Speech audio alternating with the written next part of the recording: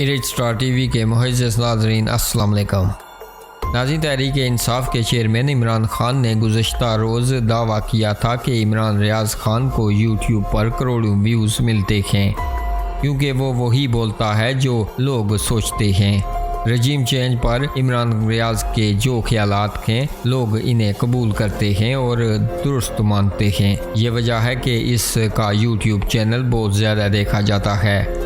Entertainment website देख लो पाकिस्तान के Facebook page पर की गई एक पोस्ट के मुताबिक अब एक यूट्यूब एनालिटिक्स माहिर ने भी इमरान खान के इस दावे की तस्दीक कर दी है।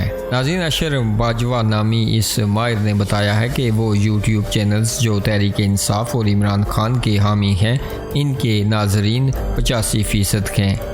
इसके बरक्स जो यूट्यूब चैनल तहरीक इंसाफ मुखालिफ बयानिए पर मवाद पोस्ट कर रहे हैं इनकी व्यूवरशिप सिर्फ 15% है। इमरान खान के हामी चैनल्स को मजमूई तौर पर 4 अरब 40 करोड़ व्यूज़ मिले हैं, जबकि इमरान खान मुखालिफ चैनल को मजमूई तौर पर 71 करोड़ 40 लाख व्यूज़ मिले। नाज़रीन, आप भी अपनी राय का इजहार नीचे कमेंट बॉक्स में ज़रूर कीजिएगा और इसी के साथ हमें दीजिएगा इजाज़त। अगली वीडियो तक के लिए अल्लाह हाफिज़।